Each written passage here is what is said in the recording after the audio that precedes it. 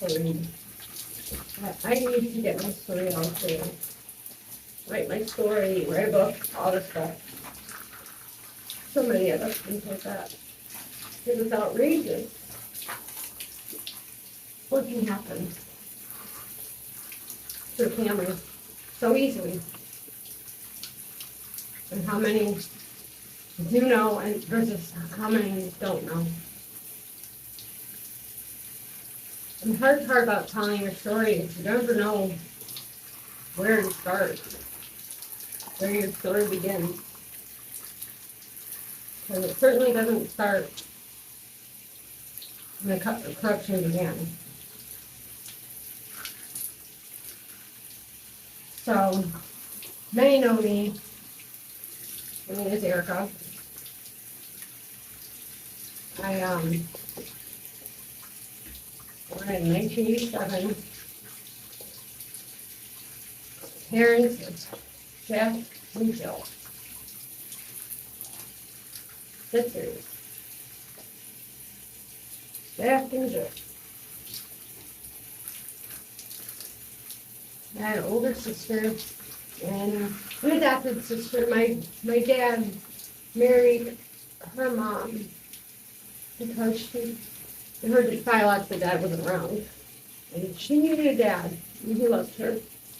So he married her, and he adopted her, and she was our sister. When I was born, my mom left my dad sometime in there. Never really got off. Not so my dad ever. My other dad didn't adopt me, but he turned the birth certificate, all that stuff,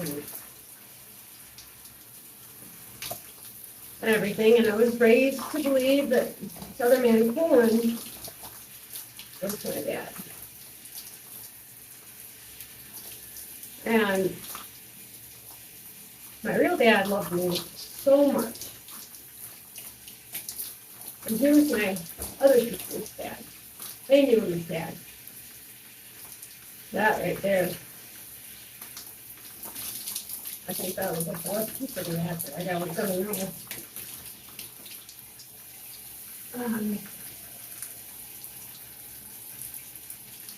So, my sister saw him on the weekends and all that, and my sister was my favorite person. I was 2, I got turning 3, I was in the hospital, I got really sick with immune thrombosis, cytopenia, because my body was like attacking itself. Like, leukemia style, I guess. Something bone marrow I'd be on. And I called the dad that I believed to be my dad, and my biological real dad knew that was when he should let, me, he didn't want me to be confused. Well, and, my first day of first grade, I was riding the bus. My sister tells me who my real dad is, like, explosion. You just went from you, like, taking my arms like this and your best friend, and, taking my arms back and you're flipping me over, like, to, oh yeah, by the way, your dad that you believe is your dad is that, your real dad. I kept that in for a really long time, but that really messed me up. It really messed me up, especially because me and my sister were the type of kids that like to clean. We're like better homes kind of kids. Like we like to rearrange our rooms and clean and everything, and switch rooms. That's what we did for fun. And one night, a bookcase fell on my sister, and she had put a shirt on the wall.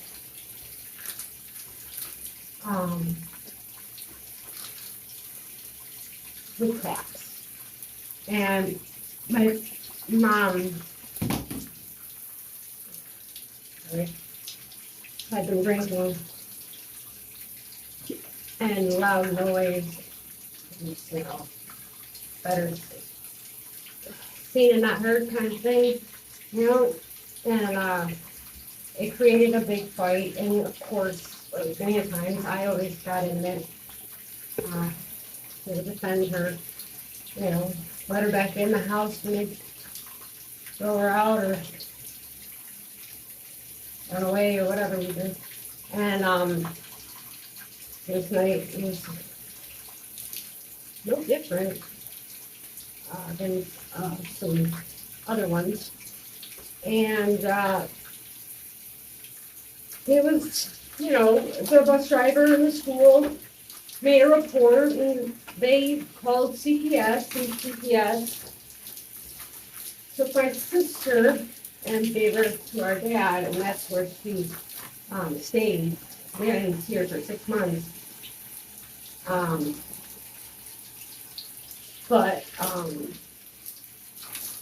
and I didn't understand, it was traumatizing, it was terrible.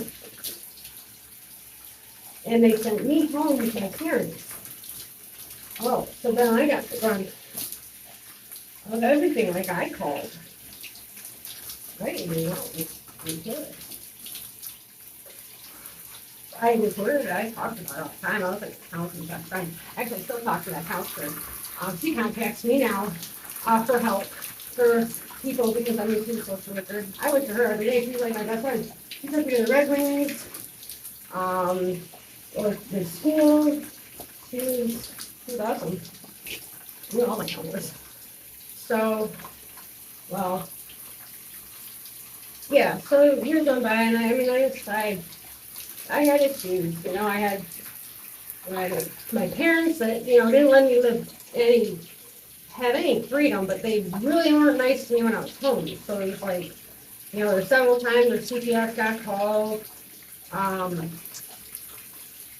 like, I have a dad that just loves unconditionally.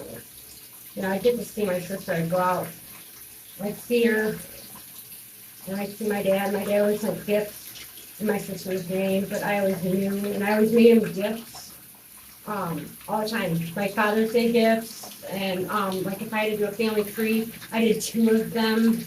To this day, I still don't know exactly all my family members are.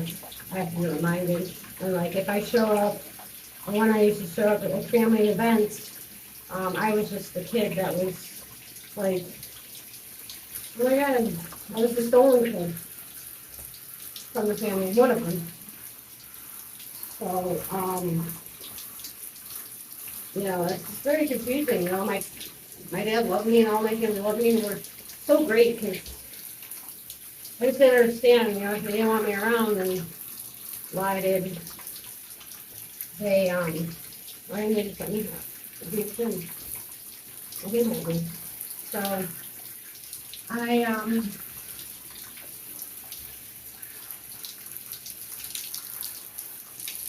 that was that.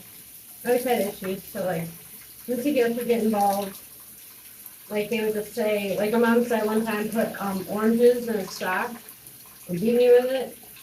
I had it to where, they were like serious, like my mom had left, like it was dumb stuff all the time, drinking, and, yeah. I would always end up at a counselor, somehow medicated. I just never understood. It was just only when I was at home with them that I was like that. So I was like, I'm bipolar, and they would medicate me with that. And then that ended up making it to where I couldn't stay awake. They put me on Risperdal just because I said, maybe I'm bipolar, because I switch as soon as I get home. But CPS, didn't help. And it's terrible because one of my workers that was supposed to help me as a kid ended up being involved in my own CPS cases when I became an adult. What's messed up is they used things that were done to me as a kid. They used those in my petitions and brought them up in court against me. And my caseworkers would bring it up against me where I had to do something when those were things that were done to me, but they never did anything, but anybody would admit that, back in the day, nobody took kids away back in the 90s, in the early 2000s, like they were, like they did. But like, it's not as an alarming rate of being. So, I wanted, when I was a kid, when they weren't helping me, I was telling them all the time that I just wanted my dad and my sister, but I had to keep it a secret from my parents that I knew. So like every single time I would get ordered to go, well not ordered, but ended up going, there'd be an incident and I would go into the counselor and I would have to explain to them. It would always be the same song and dance, I had to explain to them, like, yes, nothing, no answer I can give you is simple. Because of other people's choices, So they made for me and they'd be like, okay, well, let's just start with something easy. Tell me about your family. Oh, okay, well, back to what I started with my story this time. My mom is this person, and my dad is this person. But I'm not supposed to know he's my dad. But this guy graded me, so, blah, blah, blah, that's secret. Then I ended up medicated for like ADHD and depression and all this other stuff. I was just sad because there's some things anything. And shit wasn't fair. And I became an adult early. I had daddy issues. And I didn't really know it. I knew it, but I didn't know it really. At a psychological level. I met a guy, and then I met him a year later. I started dating him, and I ended up getting pregnant, and I had our daughter. He ended up going to a boot camp. And then he went to prison.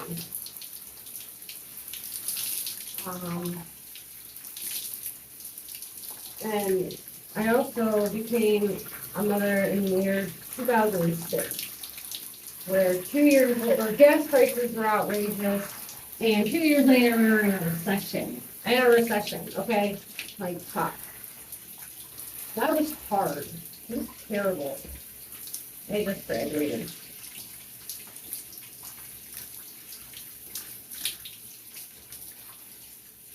Alright, so I had this kid, the most beautiful, beautiful little girl in a recession. And then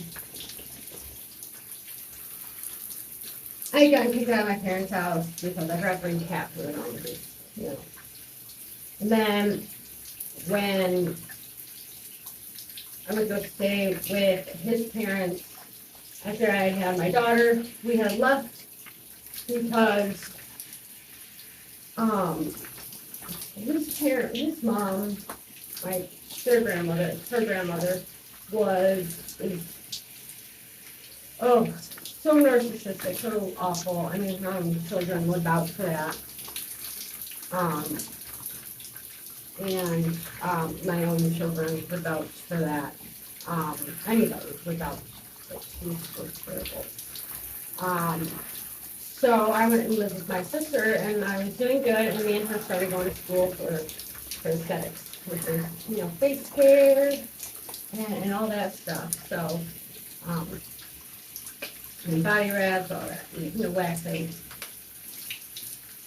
So, my sister took care of her, my adopted sister. She had a restaurant. She ran those in a hotel.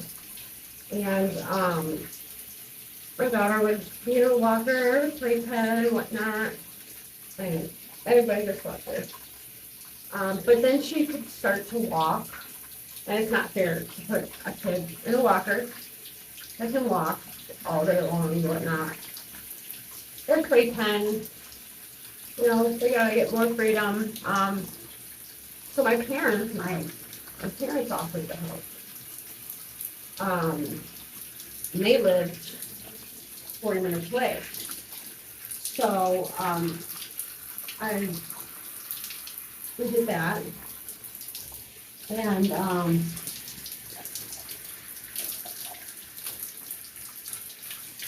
so we did that.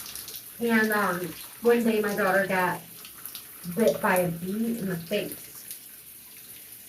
And when they took her to the doctor, they couldn't get a hold of me because this was back when, I'm sorry, like you had, not everybody had a cell phone. Because that stuff was really expensive then. So, they just came out with like a prepaid one coming out. They're on that thing. Yeah. So, I didn't get contacted by it because my phone was off, but I wasn't even allowed to have it with me. But my sister had hers. But we had to have our phones off anyway. And they didn't call the school. So when they couldn't get a hold of me, they almost weren't going to treat my daughter. So then they came to me one day. Well, then they told me about it, and I was like, oh my God, why didn't you do it? Blah, blah, blah, blah, blah. Hindsight, right? And then they approached me with an attorney that's come up with my dad's word. And he's this attorney to sign over power of attorney. So that if something like that happens again, that they can, have the doctor see her. Okay. No, police limited guardianship. I have no idea. I had no idea. I had no idea that they were sending, that my address on the paperwork, that I had signed had my address in Downriver, Michigan, and not their address. My mom put the address on there as theirs. So whenever we had to renew or do any of that stuff, I had no idea. I would just come home and I would see her on the days that I didn't have school. And you know what? And sometimes, I was not the best. I would always go out when she would go to sleep. I'd go out and see my friends that were still in high school. Because I graduated a year early. I graduated a year early because the medication that I was on for bipolar that I didn't have caused me to want to stay asleep. So I couldn't stand it. So I took extra classes, so I graduated early. So all my friends, I was supposed to be 06. I graduated 05. My daughter was born 06. So, I would go out and see my friends, from where I grew up. And one day I came by and my car had been bumped. There was a recall on it, and this latest built on these Cavaliers made the airbag deploy. We're leaving the baby shower, and that happened because he slid going uphill. Just cracked it, and it went off. It was awful. Leaked, so I had my friend's car, and my insurance, it was, fully licensed, it was a nice car. It was not my car. I didn't want to put my kids in my car anymore. Like, it had 20 years of wear and tear, and I was getting ready to get rid of it. My parents, I tell my parents, like, hey, it's a beautiful day out. I'm out of school. I'm on my way. I want to take Alexa to the park. And they're like, what makes you think you can't? What makes you think you can? I was like, what are you talking about? Like, of course I can. She's my kid. And they're like, no, we own her. And my parents won't admit and will admit, but then won't admit. It just depends on the context of the conversation, I guess. But I get there, and I'm like, what are you talking about? They show me this piece of paper, and mind you, I had not been putting in any reviews. My mom had been putting in reviews about me, saying all this shit about me that I had no idea. Like, I'm out in college. Like, I'm almost done. Like, and the thing is that also, at that time, oh, my daughter, yeah. Right around, I was like a few months after I'd given my power of attorney, I had gotten pulled over, and there was marijuana in my car. I had my best friend in my car, and I had another best friend's best cousin in my car. His other best friend, or no, his cousin's best friend. And so then all of a sudden there was weed under my passenger seat. So they said I had to take my 4-4, so they let me drive to the police station that was like literally right behind me. And I mean, I did the probation. It was a pain in the butt too, because they expected everything to be done in Livingston County when I didn't live in Livingston. I lived in Wayne. So that's how they got you. So it was Judge Brennan. Okay, my ad. That was my judge. So then I could not afford to pay my fine. When it was all said and done, I had 74 letters taken off my record, but I couldn't afford my fine because I was going to school. I had to go to school, and if you don't know it, if you go to school for like cosmetology and stuff like that, you have to work like 40 hours a week for so long, so many hours. It was like $400, $475, something like that. And then some plus, yeah, and then a lot some. Before you can graduate. So you're working for free. Then I was also working. I was working to pay for gas because it was $3 a gallon, almost $4. I was helping my sister do her paper route in the middle of the night. I didn't sleep. I didn't. But I was just doing it all. And my parents just took everything away. I even had to have a cop come to my house. So later was the bailiff in my trial. My mom pointed it out. She was like, actually, it was you. But I hit that. So, all right, where was that? So I had this officer. I go to the police station, and I actually had to drive to that one day. And I said, can you come and look at this piece of paper for me? I don't know what the heck it means. And I can't, they say they don't know. And the cops didn't know, and I remember her name because I had a best friend that had the same exact name. That I didn't know who that is. So she said, I don't know what this is, but I'm just going to buy you a piece of trial. I'm like, are you kidding me? Like, I just want to take her to the park. Like, she's my child. How did this happen? So I petitioned the court. I don't know what the heck I'm doing, but I do it. And it's Judge Gary Joa, in Mystery County. And she just yelled at me. She's like, I was like, I did not give my parents my child. Like I'm still around, but I just wasn't getting any of this paperwork. I didn't fill this out. I didn't fill all this terrible stuff. This isn't my address. Like, this has been going on for the whole time that I've been going to school.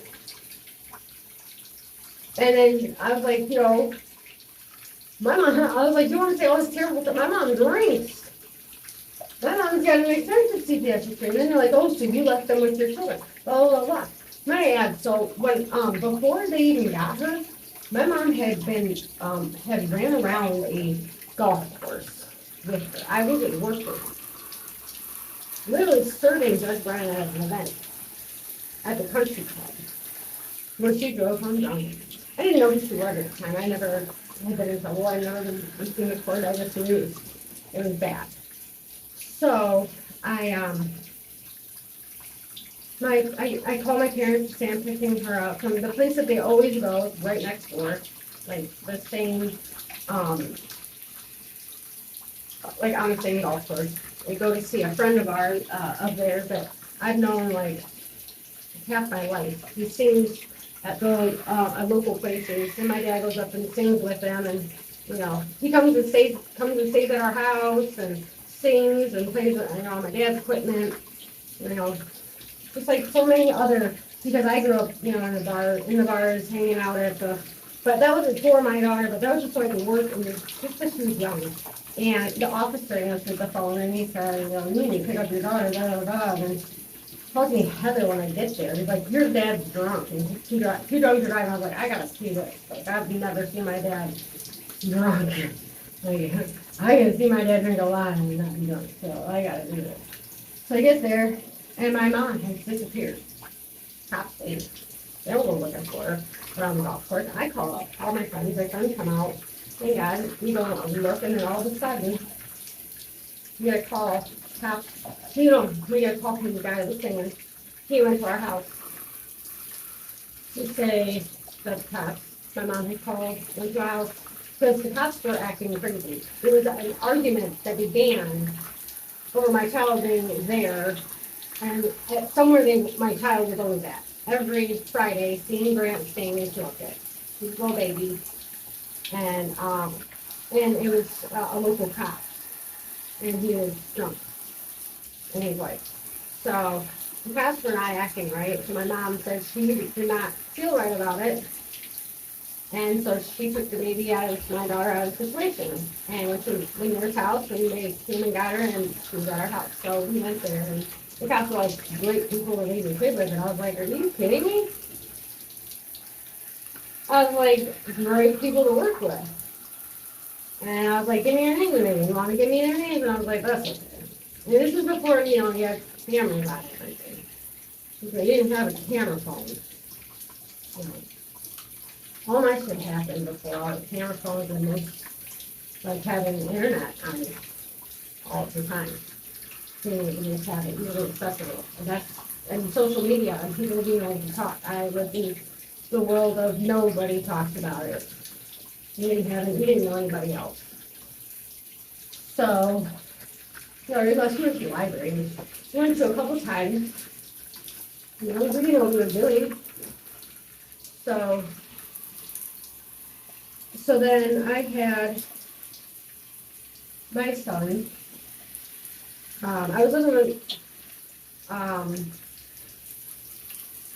had my son, so then I went to go with my parents, but I didn't want my daughter to feel like, why can I go home why can't my brother go home with my mommy, but I can't?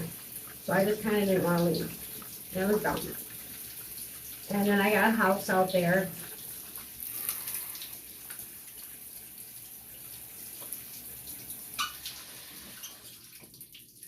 I got a house out there, whatever I could afford, because it was what I was told I had to do to get my daughter out of this limited guardianship. So I did what I could. Got a great job at pawn shop. It was a long drive. Had a great car. So my sister gave it to me, and I was appreciative. It was safer, rear wheel, not good on the winter, but I drove to it, and I got this place, and I started doing good, and a year.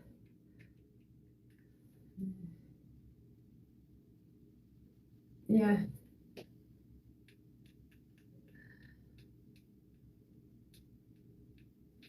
Yeah, I finally got, the paternity and whatnot. He wanted to do all that.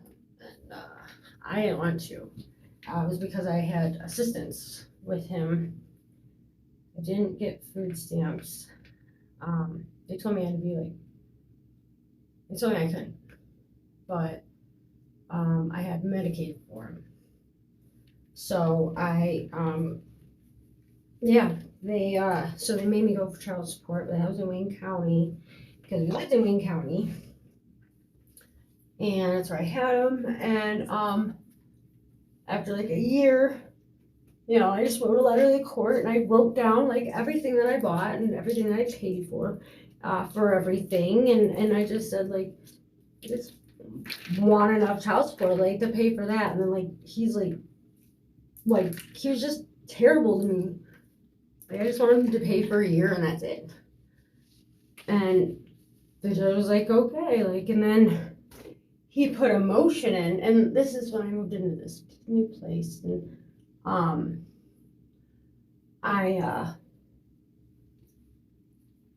it had bed bugs, right? Yeah, bed bugs, bad. But I didn't know. I was on this pleather. I slept on the pleather couch because I tried to sleep in my bed, and I was feeling all itchy and whatnot. And that was the only experience I've ever had with bed bugs. So when someone told me what it was, I was like, that's why I started sleeping out there. I thought it was just because, being in the new house and for my first time, my very first place all by myself, like, and I wanted to sleep where the TV was. Like, that's what I would do now I would sleep where the TV is. So I wasn't getting bit. My son got bit 12 times. And I tried I was using the cheaper detergent. I was used to my parents' detergent. It was Tide. So I got better stuff. That didn't work. I cleaned, and then I was like, what if it was a spider? And I was like, no, there's so many bites. I counted them in front of, and his dad's mom, he only got him for the weekends, but his mom would watch him while I worked, and so, yeah, it was, he had it good. I only wanted child support for 1 year, and that would make him mad. So I asked her, will you take him to the doctor? I had this doctor all my life. And this day, I talked to him like a couple weeks ago, actually. But to this day, he'll say that he did not have that many bug bites on him. So he's like, he did not have over 50. But that's what they put in the petition. Because the only way, so I'm going to get in the head. So he, just before this has happened, all right, so he had called CPS on me and said that I didn't pick him up all weekend. So when I went to go pick him up, I was told, no, you can't go pick him up. What are you talking about? Because I was at work. So I called my mom back, and that's what she said. And I called CPS, and they're like, yeah, you can't, he said, like, you left him there for a whole weekend, and, now it's Monday, and, you still aren't there. They haven't heard from you. I was like, no. I was like, he has court-ordered days from Friday to Sunday. I work Mondays early in the morning, and I bring him to them in the morning on Mondays, and we both agreed, why not just let him stay the night, because I have Tuesdays off. So that's what the agreement was, and he just called and said I left him there. And this is also after his mom asked me when I was leaving one day when I was picking him up, would you ever give him full custody? No.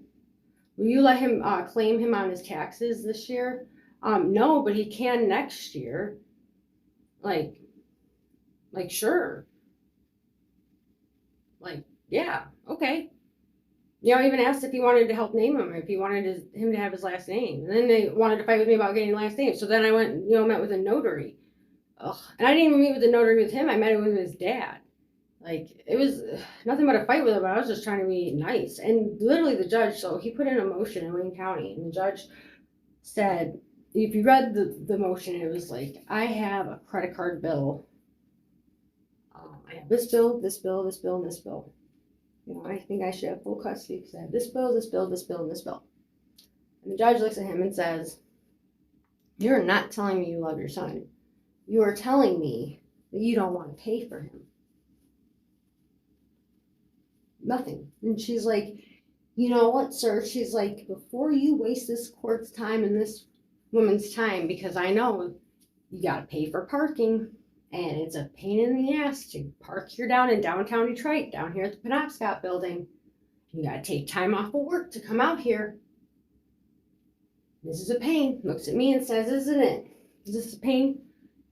So yeah, it is. So, okay, so then she tells him she's denying his motion, and that he should feel lucky because all I want is child support for a year, that I didn't even ask to put him on child support. She made sure to tell him how the system worked. She had to do this. She didn't even want to. She was forced to. When she said that she needed help, she said she didn't even want help for that long. She's like, she lets your mom watch him. She has bent over. She's not vindictive. Do you know how many dads wish moms were like this out here? You should feel like one of the lucky ones. So I'm denying your motion. And then that was when he called CPS. And then 17 days later, they called. I was at work. They had said that I had neglected to get him medical attention. I had taken him to his mom, and I told the doctors, is it okay if I send? So I sent a letter. Didn't think I had to copy it. I didn't have a copy machine. It wasn't like, I didn't even have one at the pawn shop. Nope, didn't even have one at the pawn shop. Nobody brought one in. Nope, didn't have one. I had a printer. My boss did. I didn't. Nope. So, yeah, I was dropping him off, that Monday. So I asked. Well, I was dropping him off. I was dropping him off Sam, Tuesday. So I dropped him off that Wednesday or Thursday, and she had taken him to the doctor. So he had gotten 12 bites, and I had washed. I tried a couple things, and that was when I was like, this is something that's beyond my control. And this is something I didn't watch the news, so I didn't know that bed bugs were bad in the summer of 2009. No, 2010. Summer 2010. They're bad. I didn't know that. I did see an article about that too. That it was. I was young. I was actually 21. So they called CPS, they put a petition in and all this stuff, and they wanted me to put in a guardianship. So I called an attorney that I knew handled my ex's cases, his criminal cases, but he did family. So he was court appointed. So then he handled where I switch over the guardianship or whatnot, so it wouldn't have to go to CPS. And then they wanted me to do all this stuff. But this worker, John C. LaFontaine, had a stick up her ass. I was like, she said she had put cards at my door. And this is a long time ago. And I started so long. She said she put cards at my, all right, I'm going to try to speed this up. She put cards at my door, but I didn't stay there anymore because of the bed bugs. So when I had somebody, I had moved back out to Wayne County at this point, before they were already doing this. So they, I had someone told me that they were there, those cards. She put them in my mailbox and my door. And so, then I told the landlord, I couldn't stay there, and he felt bad, but then he eventually died, and then his son took over and, put something against me, but then it disappeared. I don't know. It's so weird. But the guy felt so bad because he thought my son was just accused because he was the sweetest little boy. He loved me so much. He would wake up every 2 hours when he was a baby just because, because he loved me so much. And it was for a whole year. It was torture. 2 to 4 hours. So I just read the Twilight books. I was like, I'm just not going to go to sleep because he's going to wake up soon. He was difficult, but then he was perfectly fine. He was he was my little man. Like he just loved to hang out. He loved to do. He was just my little man. And I was working to get my daughter back. Everybody came to help me clean the place. Like we even cleaned the outside of it with Mr. Clean, Magic Erasers. It was like this little trailer in a neighborhood. It was not like a trailer park. It was like a neighborhood. I had a garage and yard and everything. It was like actual like neighborhood. But it was what I could afford. So then this woman calls me, this John C. LaFontaine, and was like, you need to meet here. And the car broke down on the way there. She only gave me a couple of hours notice. Car broke down. Had paid $100 for the mechanic guy to try and fix it. He said it was junk. Had the towing receipt, had the repair receipt, and the junkyard receipt to prove that it was like I would have been way early, like the timestamp on it. And they said that I failed to comply to meet with them, which I could have met over the phone, but I only had a couple hours notice. So yeah. So, and I kept getting caught up in the that double jeopardy where it was in Michigan, where if you got caught without insurance or driving without license or you didn't pay an infraction or something, then you got stuck in this loop of like which they considered double jeopardy eventually and abolished that, and people didn't have to pay the stuff back, but I got stuck in it until I paid it all off eventually. Over and over and over and over and over again. And they used that against me. They used pot against me. Everything that they used against me became legal or illegal for them to do to someone. I almost had everything, and that's what happened. So, they've got guardianship. My son's dad's parents. That's how they died.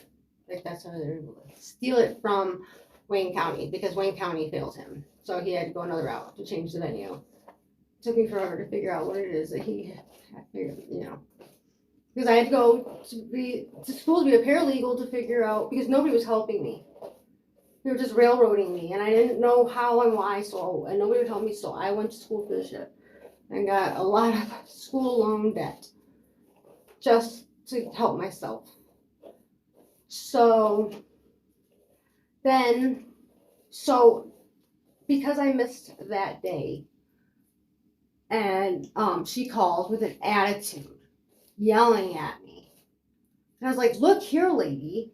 I was like, I only had a couple hours notice. The car broke down. I can show you receipts. The car is in the junkyard already. And like it was the head gaskets, they blew. So he put a thermostat in. She paid $100 for the thermostat, and then we had the receipt for all of it. The timestamps. We went just to Denny's just to get a timestamp receipt on that. And that we called. We showed that we called. Cameras were not, screenshots were not a thing. Recordings were. So I told her that. I was like, you can't just expect somebody to come drive, I was like, I would have been early. Like, we were going to go to the, hang out at the mall that was, like, right there.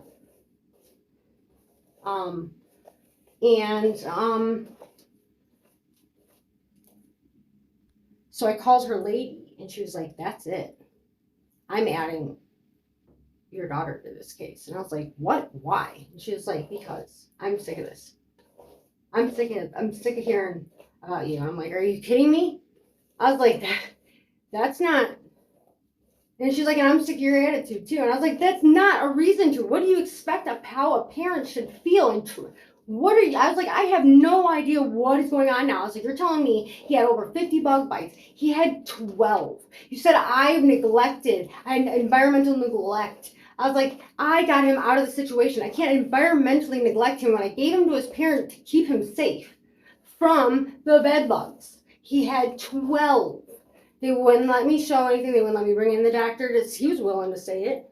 He was my doctor. He was my doctor up until a few years ago. He'll still vouch for that. So, then they took me to court, added my daughter in on it, just said that I failed, just continued to fail. And I'm like, all while thinking like I was just going to college and, I fucked up and I slept with, somebody that was a friend and then, a foe and whatever. And he just didn't want to pay child support. So then, while this CPS case is going on, Leon doesn't have he doesn't have to do anything. And they're telling me I have to do psychological evaluations. We appeal it because they don't have jurisdiction. They have, for months now, we're just getting visitation. They have no jurisdiction. They're telling us we have to do all this stuff, and our attorneys appeal it because they're just trying to build their case, but based off of what they find when they didn't have anything to begin with. And then they didn't say that there was any reason for jurisdiction. So they kept giving them reasons to amend the petition over and over and over again. So then when my ex tells them when we're walking out of the courtroom, like they're telling like supervised visits, like at DHS, and that there was turmoil, like my parents couldn't know because there's a lot of turmoil there because I've been blindsided in the past. I found out in the past year. So past 2 years, like I was trying to fix it. And, so they were like, and he said, I can't because he was on a tether. He's like, and he said it under his breath and he was like, I'm not going down to the DHS office. So she holds an emergency meeting right after. And I have the transcripts. We just held this. And he's saying, we just got out of this hearing, just a minute ago. Am I correct to say that? And yes. And she's saying, I don't feel right about doing their visits. Like they're going to take away our visits because he threatened her. But she says he didn't threaten, but she's like, I'm not comfortable doing his visits, whatever, And they just allow him to take away the visits when he's like, I'm not doing it. He's like, do you understand that he's under tether? Do you understand that they went from seeing their child, very frequently to not at all over a month? And you guys don't have jurisdiction, and now you're saying it has to be supervised at DHS, and it's not very easy because now he's at the mercy of his tether and this court and someone to take him. Wouldn't that be a little frustrating? Like, he's like, do you expect the parent to be happy? And she's like, no, I don't, but I don't like his behavior, whatever, And he's like, well, do you just like you're expecting? So they allowed it to happen. And then they're like, well, we'll appeal it. We said we were appealing it and, all that. And, like, you can't do that. You can't make us use services to make your case. So they let them amend it several times. The appeals court said that they needed to come up with a decision as to why. Like, they went back and forth. And they said, you can't neglect your child if you gave the child to the other parent to keep the child safe. So that didn't stick. So they, there was the whole time they were just being allowed to do whatever they wanted. And it was your child, your children, and you're watching your child that was so sweet become angry. And you watch your other child that's a little bit older not see that it's not fair. And you're like, how is this legal? How is this? You're like, you're at that young age where you're like, there's no way this is going to be legal. There's no way. No, I'm going to take you all down for all of this. But they knew that, I would probably say that because, the low income young people that they do this to, probably say it all the time because they don't realize they can. And they do all the time. So like, you're cocky and I'm going to use that against you. Every time it takes you too long, 1 minute, every minute that you're past saying goodbye to your child, you know, you can't talk about the case at all. You can't this, you can't that. If the kid starts talking about how they want to come home, you can't talk about it. If they become sad, you have to make them happy. By not talking about it, you can't. It just traumatize you and your kids. They dangle them. And then hired my attorney. Then the other attorney, one attorney comes to find out he was disbarred years later because he was getting drunk and he didn't know the laws and he was just the worst. He even told me he was gonna call the cops on me. I was like, you wouldn't meet with me. Like, you have to meet with me. Like, I live right down the street. Like, meet with me. And he was like, you show up at my office. Like, I'm gonna call the cops on you. I was like, are you kidding me? So, because I told him I was not pleading to anything. I was like, I didn't do anything. I did everything I was supposed to do, and they're making things up. I was like, they're filling it with, I was like, that's, you know, the appeals court said they need to come up with a decision. Well, they're back at the first reason, and they couldn't get it for that reason. So why do they get it for now? And he was like, and he goes into my ex's room with his good attorney, and he's like, well, she's gonna plead, and he comes in and he's like, you said you were going to, and I was like, I'm not, and he's like, why is he in there saying that we are? And I was like, I go in there, I was like, what the fuck are you doing? When we were on the stand, I was like, you're so fucking fired. You're so fired. Like, no, we're not doing this. And he's like, well, I'm not doing anything on your case. You're gonna plead. And this is before, you know, recorders were easy to have on you. And we left without a plea. The appeals court said they couldn't do that. We did it, you know. Then they took jurisdiction and they made us do it. And then they said, I had all these things. Then they medicated me for them. My counselor that they got me with, she said that I didn't have it. I didn't have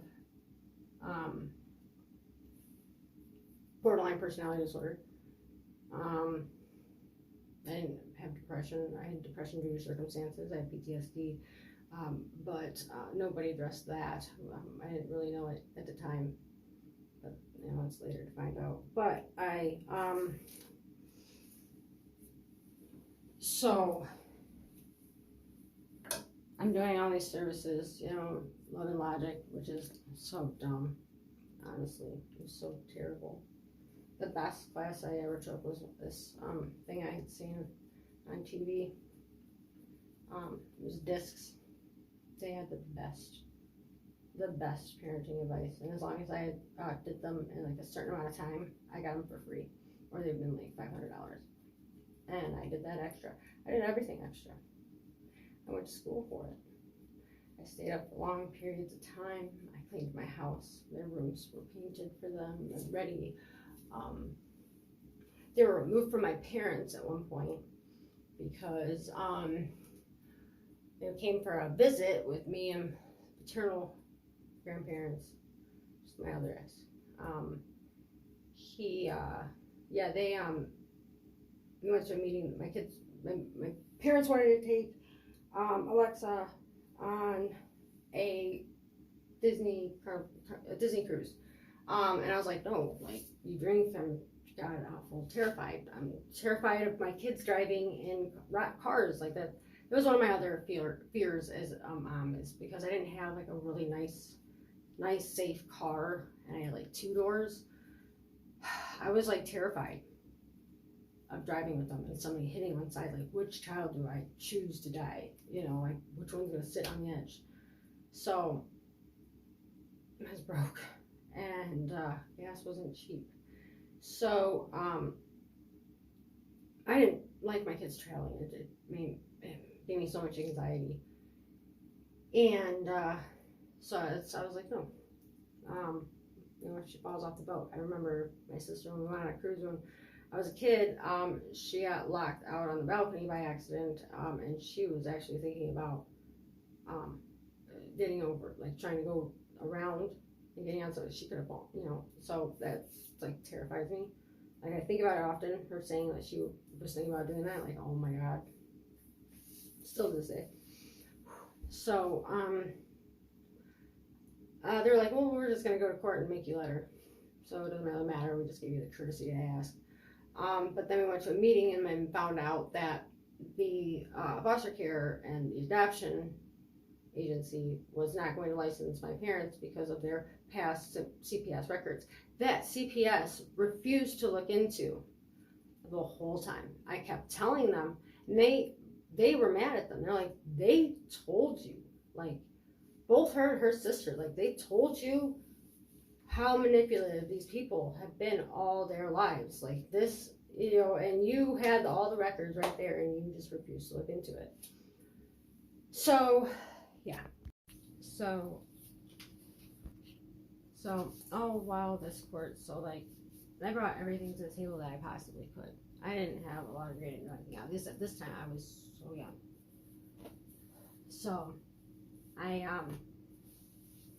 they wouldn't let me present the motion he had just put into court to try and get full custody, and then all of a sudden, 17 days later, he's putting in this motion, or he's making these claims of abuse and neglect, and then so they're not even looking into that. They know about this case. They know that the first thing he asked for was that to be stopped. They don't allow any of my, you know, the text messages. They wouldn't let me bring my phone in to show like how much he harassed me and how much he was just a jerk to me. At that time it was MySpace, you know, he wouldn't subpoena nothing. He was like, I just did nothing. So I had to plead. And he's like, just hurry up and do it. And it didn't matter how many times I did it over and over and over again. And it didn't matter. I still got the same amount of visits. It didn't matter. Supervised. It didn't matter what I did. And then I would start doing better. I would get a new worker. Like my case went on for 3 years because I would get a new worker. Like they would say they were going to close my case, and you know, one that I got, you know, I liked, you know, that was, you know, okay. They'd be like, oh, you know, I don't understand why this case is open, and then I would have, I would come to court and there'd be a different worker. One time I went to court and I had this guy, I never met him, but he was my worker when we got there, but by the time we had left, he was not my worker anymore. I never saw him, like, because when I got there, he left. He didn't feel good. Then I had somebody else, and then I had met some workers, and then I had a worker that was like, I was your worker for like 5 days, and you didn't even know it. There was a time where I didn't have a worker. And then I said I refused to do anything, but I didn't have a worker. I literally got a Dear John letter. It was like, I'm not your worker anymore. Like, I've been transferred. I kept asking, like, you need to put a referral back in because I only got enough for 12 drug tests. You know, they need another one. And I got in trouble for that. And then I got this one worker that was just awful. Like, I was doing great. And then all of a sudden, like, they did that. I was doing real good. And yeah, I was, what the director guy said was his name was Perkins. He said that I was in purgatory. I didn't have a caseworker. I was between caseworkers. So then I got this worker. And when we went to court, the judge did notice that all of a sudden, like, this was there had to have been a correlation between the caseworkers, and she's like, I can't order you to give her a caseworker, but can you? Like, can we look into this? Because she was harassing us. My kids hated her. She was just traumatizing. She removed my kids from me. God, what was the reason why? Okay, so the reason why she ended up removing my kids from me. There was like just out of nowhere. And their problem is that I missed a couple drug tests because I was working. I had the kids, and it was from drug tests that was like from months and months and months reviews before ago, because my kids were sick and I was sick. Well, I wasn't sick yet, but I had gotten sick, and I had let them know, and they said it was going to be okay. And this was when I had a different worker. And then also, because my kids were sick, they had these absences and they didn't consider them. But they also added, because in that time period, my ex's parents had my kids, because when they were taken from my parents, they were transferred over to, while I was having a visit, they just never left. But I had to leave between 8 at night and 8 in the morning because nobody could supervise me at night. So I had to leave the house that I was staying at because they came for a visit and never left. Like, oh, and I had another baby. So they said they were going to take him. They took him right away. And she was the one that said they were going to take him, was my worker when I was a kid. And she cried at the meeting. They had no grounds. I was doing great. They never gave me nothing. So then when I had this new worker, I missed the drug test. And then let me see. They had a couple of those, and they added ones where when they had custody of them from foster care, technically, whatever. Those were those on their time, and it was used against me. So yeah. So she did that. Oh, and she said because I had an attitude. And they were putting everything back on my plate again. I was doing good. So when you're doing good, I mean, you have no time for anything else. I mean, you're working. I was going to school at that time. Kids, like I was volunteering for the kids' school. We were going to every function. They were just so great. But I jumped out way forward. But she had taken my kids from me for that. But all right, so back up. My son had the bug bite, started this whole case, and my attitude, I guess, and missing that meeting. So, appeals court said you can't do that, blah, blah, blah, blah. And then just went back, used the original petition, and then my son got bit in the face by his dad's dog. His parents took him to the hospital. He was supposed to be coming to a visit with me, and he never showed up. He said that he was sick. He wasn't sick. He got bit. We showed up at the hospital after my visit, and I have to help hold him down. He is sweating. He is screaming. He has been bit right here. They stitch it. His parents are there. His dad is at home sleeping. Yeah, let me say that's so good. He's at home sleeping. I am crying. It's infected by the next day. I have to see him at the hospital. He's on a 24-hour IV with a cast around his arm and an IV in his, and I have to be supervised. I can't be with him. He's in a cage crib. Can't be with him. You know what happens? I had been telling him for the year that my son didn't have medical insurance, that he automatically gets it, and I told him, me and my parents both told him, and the caseworker, that we would help you fill it out, and they never did. They had guardianship. So they turned around and said, if you give him full custody, we'll get out of your hair. We will drop your case up with Jaden, and you will hear from us again on this, and you just go get full custody, or joint custody with him in the front of the court, and it'll be like as if it never happened and he got in trouble. Like they were dismissing my case with Jaden and putting it on him, like because they failed to get rid of the dog after they found the dog there. After I told them the dog was there for a month, and then all of a sudden they saw the dog. They had hid the dog, and she found him for a routine visit. Wasn't even going there to see the dog when I told her it was there. She just went there. So found out he didn't have medical. They're like, if you give him full custody so he can be on his medical insurance. I was like, Are you kidding me? So I was like, but you know what? That should close my case for all my kids because you opened up this case based off of this case. Well, no, we're not going to do that. So then I went to family court with that, and I was still the monster. They wouldn't let me provide any proof that ever happened. It was as if he had done nothing. The dog biting thing never happened, and I was still the monster, not him. Long story short, by the end of that, by 2016, my rights were terminated to him, and then he gave him up for guardianship to his parents, put him on the doorstep, said he didn't want him anymore. Come get him. And now his parents have had him, and then he adopted him. And I never would have found out if my son hadn't called my parents. And then he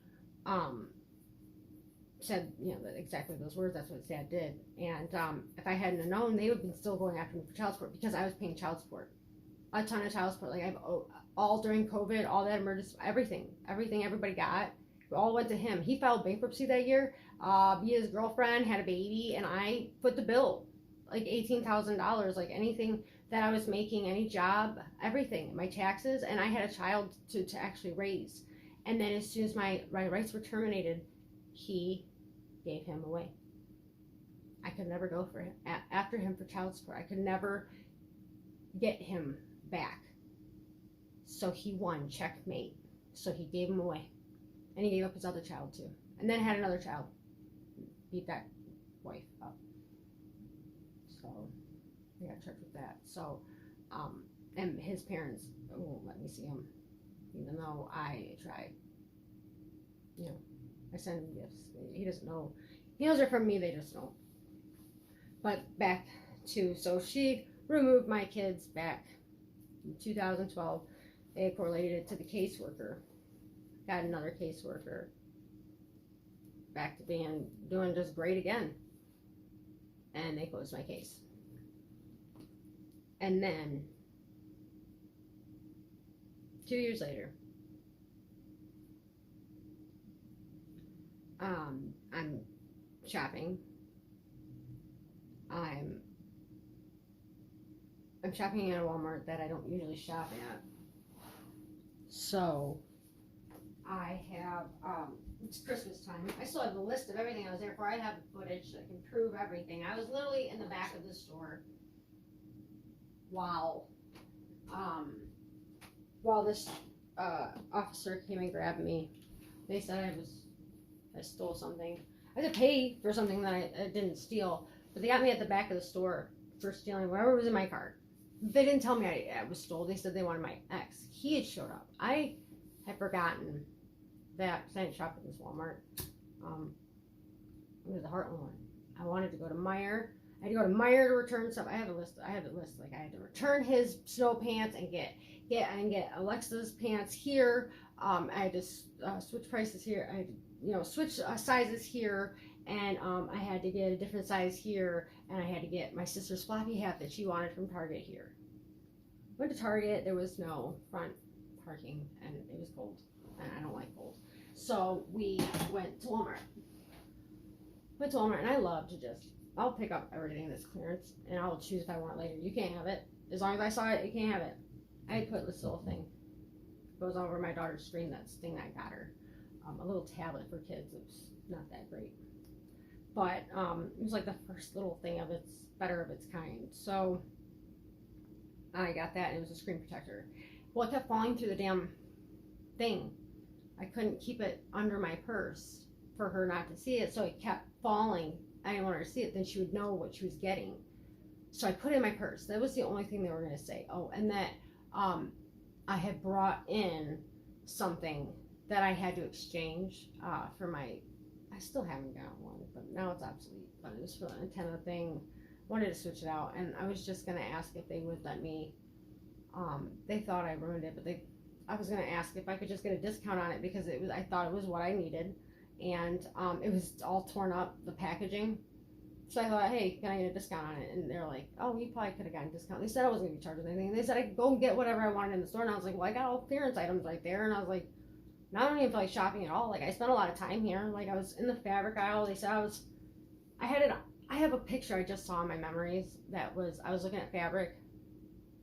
right around now, like in the last week, I was looking at the fabric because I was gonna make something. I had a loft bed for my daughter. I was gonna make curtains.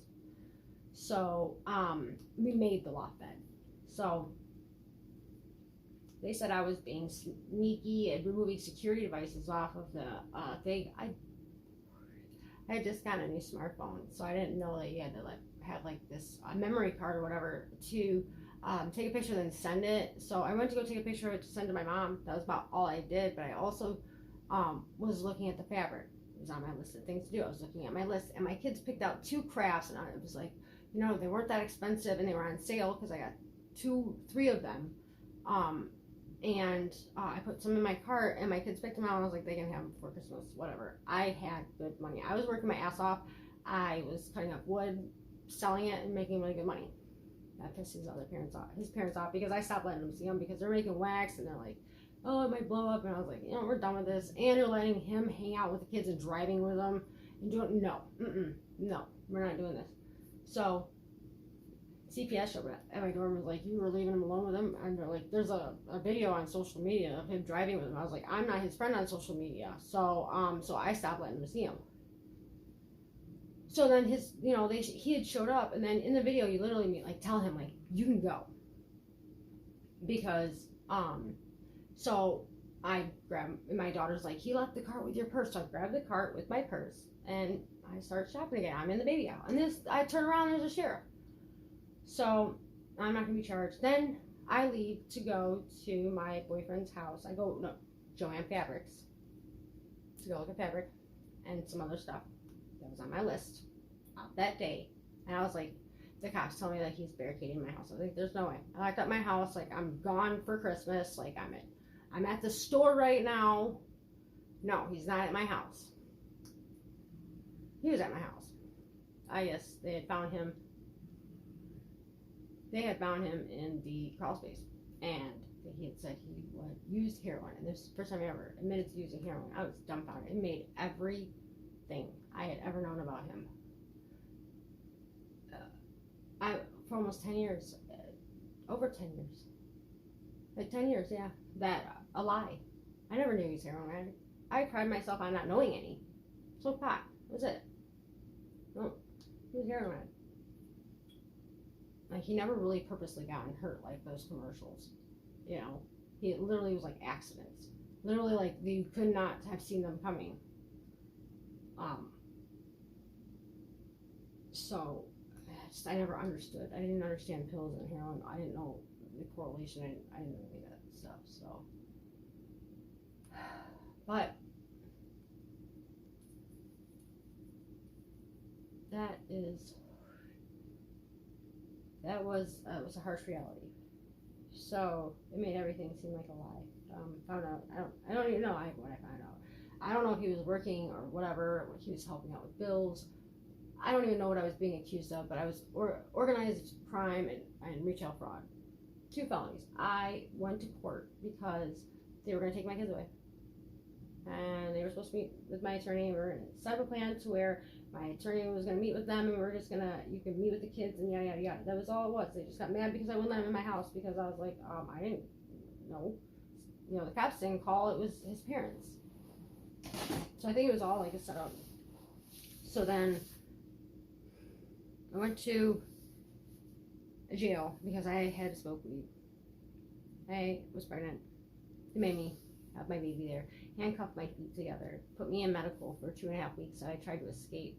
Forgot about me. I wasn't a civilian, nor was I a inmate. They gave me no shower, no nothing. 24-hour lockdown for 2.5 weeks. Nobody to talk to. No calls. No letters. No paper. No books. No pens. No TV, nothing. It was just a room where people stood there all hours of the day and night to get their meds. Just being able to look at me like I was like an animal. And they handcuffed my feet together while I was pregnant. Handcuffed my hands. Officer was in the room when I had my baby. He was watching the Tigers game. In the room, male officer. Made me go back. It was the worst. I have to get through it fast because no. So I did everything they asked me to, but because I got out, and my probation officer was like my person. Like, she fought for me for everything. Even left like a family team meeting, like outraged because how they were treating me. They were like canceling. My caseworker didn't even know Michigan law. She didn't know how many visits I was supposed to get. I was their first case in this new family community centers. Was contracted out. I was their first family. We had to sit on the floor. Their floor was dirty. They had a wool rug, so that the wool kept getting on everything. She said I was trying to start my son, but really there was this wool fibers, whatever, kept getting on the bottle. She would expect me to wake him up. He was just a baby. And instead of playing with my other kids, I had to wake him up and make him be a part of it. Like, if he was awake, then yeah, but but he was asleep most of the time. Was wake a sleeping baby. She eventually got fired. She didn't know what she was doing. And then I got a new worker. Well, they also weren't paying for my dialectical behavioral therapy. It was certified because of my borderline personality disorder, which I don't have, which my counselor said over and over and over again. I went to bat and said I don't need the medication and told me not to take it and just pretend I was. And all my doctors said that I was much happier. No, I'm depressed due to circumstances. I just fake it till I make it, baby.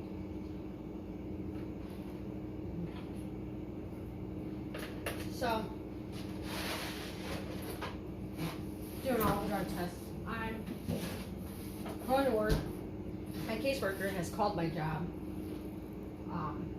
Yelled at my boss. Yelled at my doctor. My doctor, because I was gonna get my daughter off of her meds because she was too skinny. In the summertime, we didn't like her taking her meds because she wouldn't eat. I didn't like her taking it anyway, but they made her take it. He was gonna take her off of them. So she made up a lie and said that he never turned in proper paperwork. He did. I found out from the new worker that he did. After they changed it to another worker. Went to a doctor's appointment with this new doctor. They found her awake. She woke up in, no, she didn't even go to sleep. Said she's up in the middle of the night eating. And that's because she's not hungry all day. She can't sleep at night because of all the medication you got her on. So, like, we're going to give her trazodone to make her sleep. It's like, no. They're like, oh, look, now so that her mom doesn't want to put her on that, she's not going to take it. My daughter says, nope, my mom wouldn't give me anything. It was bad. My mom doesn't like me. So she's like, now she's going to refuse to take it. So she was like, well, is there any way that we can give her a dose that's not considered a psychotropic level, but she doesn't, to where the mom, we don't have to have the mother's approval? And she's like, yeah, we can give her this much. And she's like, well, I'm not going to take it. And they were telling me I had to tell her to take it. I was like, no. So, we went back and forth with that. They never done the trauma assessment, any kind of assessments or nothing.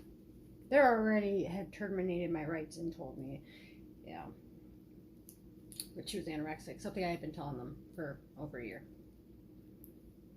So, they just wanted to let me know that. It's like, yeah, you did that, thanks. You're to blame. So,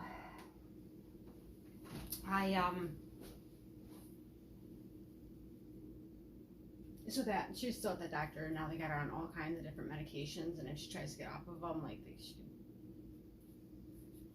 she could have some serious, she could die. So I fought for that. She called the doctor all the time yelling, and he was like, she's a bitch. I'd never heard him, I knew him all my life, and I never heard him swear before, but he was like, she's a bitch. There's something fucking wrong with her. Never stopped fighting because there's something wrong with them, and he still can't believe it. So,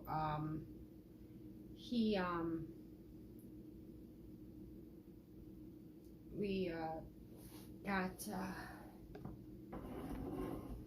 got fired from my job because of the expectations. She started changing. I had a permanent schedule, and she started switching my visits, canceling my visits, fucking off all my stuff. This was before she was fired.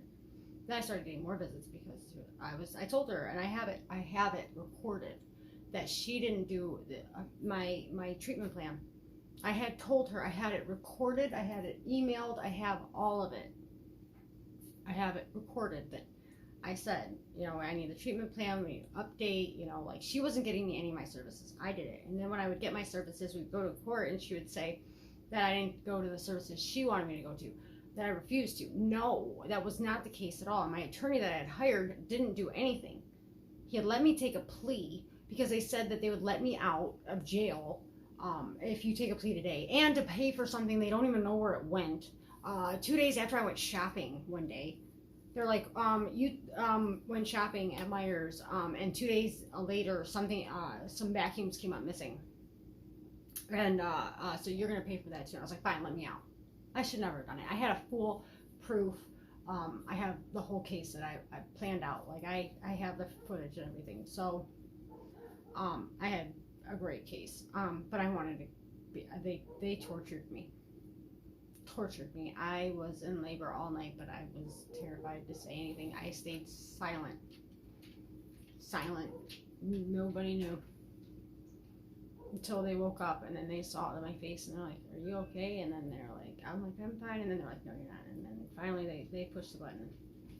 So I pled that, and then my probation officer, she went to bat for me, and then I got fired because she kept planning all my stuff. Like everybody would know I wasn't getting a visit that day, but me. I'd be sitting there waiting, and she'd be like, "Oh yeah, there's no visit today. You told everybody else but me." You expect me to bring a homemade meal, like, and then you have your worker starts accusing my kid of stealing. Then you put your hand, and I'm like, what are you doing? Like, I'm supposed to parent my child, and she's like, stop, like, be quiet. You're not supposed to be talking. I'm questioning your child right now as to where she got this money from. She thought I had to pay for more visits. So she had taken a couple dollars, and I didn't know about it. Nobody had told me. In the time that I had been seeing them, we were out at the park, this indoor church park that I now they use it all the time, but I opened that door. So I'm like, I'm supposed to be a parent. You're supposed to be telling me these things, and they had agreed, and the supervisor all agreed that I was supposed to be the one and I should have been the one, and it was not handled correctly, and they were not allowed on my case anymore. And then the GAL showed me that the person supervising had gotten a daycare taken out of her name. They had staked out of her house that she was still running a daycare out of her house, and she lied about it. Now she was my supervisor. Like, she was being nice, and then all of a sudden, like, they switched on me all of a sudden. And then so then they were off my case, and then I had this other worker, and everything was going great, and then I lost my job because of the last worker. And so I started working with my ex's family. He had a cousin that was always a great entrepreneur. He'd been to prison, and I had not even thought about it. He was a felon, and I went to take him to pick up a check because he didn't have a license. He had cars and everything needed, to run the business, but he didn't have a license. So that was, it gave me an in. And he also had a lot of clients that needed wood, and I had it. So I had a log splitter. I had a log splitter and chainsaw. I had, I could do all that stuff too. So I was not afraid of hard work. So we went out to go pick up a check, and he said something about Red Wings tickets.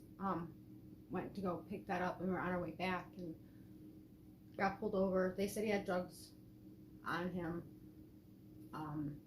I don't recall any of that, but he just took a plea. I don't know. But I had police contact. I had a cracked windshield. I had police contact, and my probation officer, when she had to take me to jail, she told me that she didn't want to take me to jail. But she was told she had to. And then I saw her later on, years later, and then she told me couldn't talk about it then because she was in the middle of like a lawsuit with the judge, and she couldn't talk about it. But one day she would. Hasn't come yet. But I got out of jail. I gave her a bouquet of flowers, and we are still friends. They went after termination. My attorney didn't bring anybody in. I asked to go before the referee. He put me in front of Judge Brennan. Nobody does that. He went against her for district court judge, and he lost.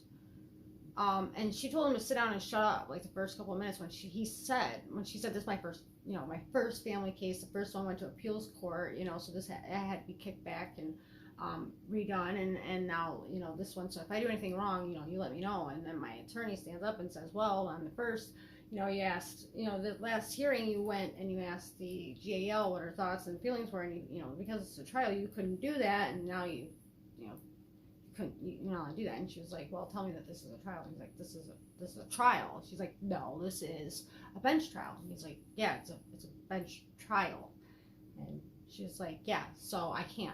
And and he was like, she's like, show me the law that says. So I get the definition and it all out for him. And she tells him, that's right, shut up. And I go and show him, I'm like this, and he goes, he's already defeated, given up. That was like our first 5 minutes. She had already made up her mind at the last hearing when she had asked everybody asked the prosecutor for like a rundown of this case. Like, give me a rundown of this case. I don't know much about it. And it was just the prosecutor talking shit. And then asked the GAL, and the GAL was like on the fence. Like, she had to yell at her and be like, so which is it? And she's like, the mom is a great mom. She's this, she's that, but they need permanency. And that's what she left it as. So she's like, so I'm going with the department, but only because of that reason. But she's a great mom. I hate doing this. She's looking at me. She loved me. I loved her. But she,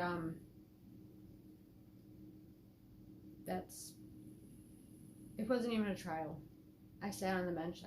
I would say something, and the judge would ask me questions, and they would talk to each other back and forth and laugh and talk shit, and I would say something like, I would admit to something that I did wrong. Yes, I smoked pot.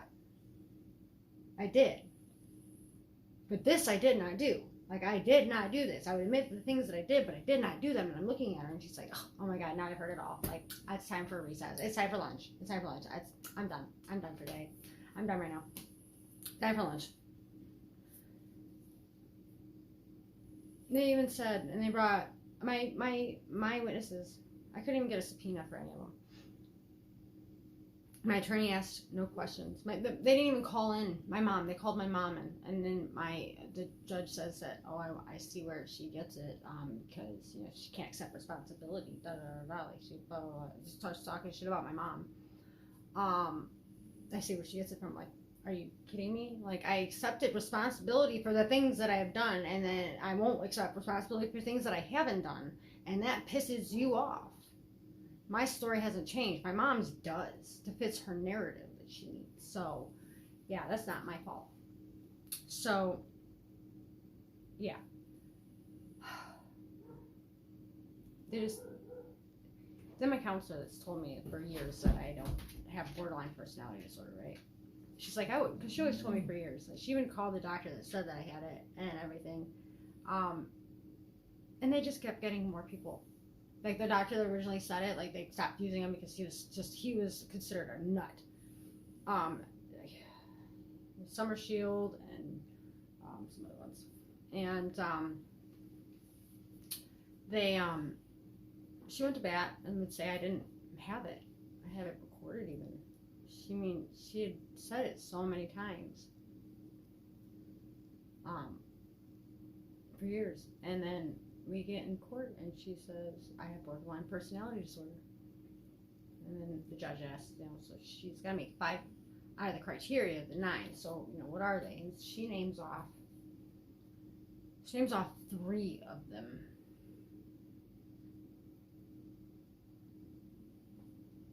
And then she names off 3, and then the judge says, but wait, she's ADHD, so when impulsivity, kind of go into the ADHD and muddy that up, so that would make it so that she's only meets 2 out of the criteria, we would say. And she's like, yeah.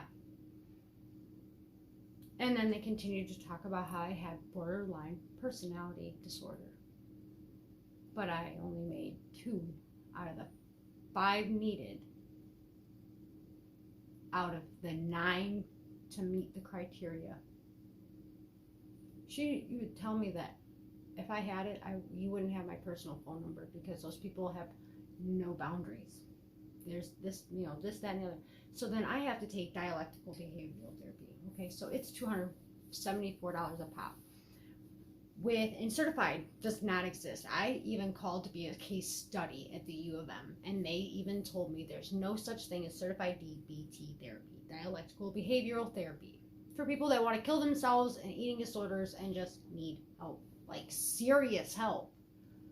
Because, and then not to mention, in the diagnostics book, it says that somebody with borderline personality disorders cannot parent. They will always they will make good choices for a while, but then they'll always go back. Well, then it says in the back, on the contrary to what it says before, the prognosis of getting better is actually good. That you can get better. Before it said you couldn't get better no matter what. Now it says you can, with counseling and all this stuff, but it was a lot of money. Well, they weren't paying for it fast enough, and my doctor knew that she would be fighting to get that money if she let me do my services before they paid for it. So I would go weeks before they would even pay. So she would close my case, then they would blame me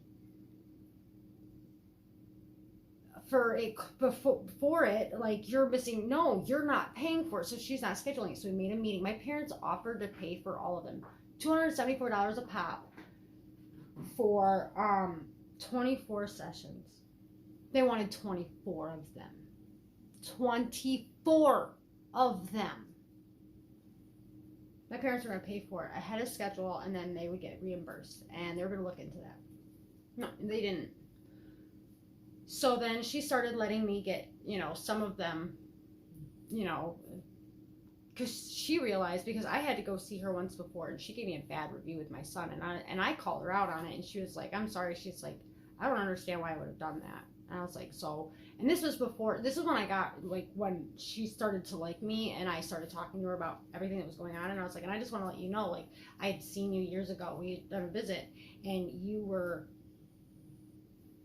like, you had an attitude that I brought a snack in, like, my kids just got out of school, like, I brought snacks, and then my son didn't want to play nice, and I have a baby. So I wasn't taking toys from him. I wasn't being mean to him. Like, I was making sure that he did not behave in a mean way, with a baby right there. I wanted to make sure things didn't escalate. And then you were just being so rude about everything that when he dropped his candy, I didn't say he couldn't have another piece of candy. I just assumed the answer, because you're watching, would be he couldn't have another one because you seemed like a snooty bitch. And she respected that I told her that. And she was being dead serious with me that I didn't need dialectical behavioral therapy. And not to mention, there was a program in the jail. I didn't have to take it, but I did. I took every program, everything that they did. I had a letter from everybody. Every person, the ministry, everybody. They all loved me. All the officers loved me. They knew I didn't do what they said, because my ex had told them, they had close relationships with all of them, so he had told them I didn't do anything. Some of it spreads too, because everybody, I guess, knew everything he was up to and they were in jail, and they knew him. I didn't know them, but I met them. They knew about things he was doing more than I did, and they were in jail. So, so I talked about, okay, so my trial, they I brought all this evidence. I didn't get to present anything. My attorney asked no good questions. He didn't rebuttal anything. He did nothing. He told me when we got there that to call John Cece. He was one of the attorneys. He's worked on this case before, and for my ex, did great, but he was just a terrible person to be a client for. He was just a terrible client, so great attorney. I was a great client, but not a good attorney. So he said call him because he's an appeals attorney. Well, my boyfriend at the time, his parents his mom had an attorney. He was going to take my case. So I called John Cece as well. But he said call him because he knew we were going to lose. She came in and told me that unfortunately, she said she was terminating my rights.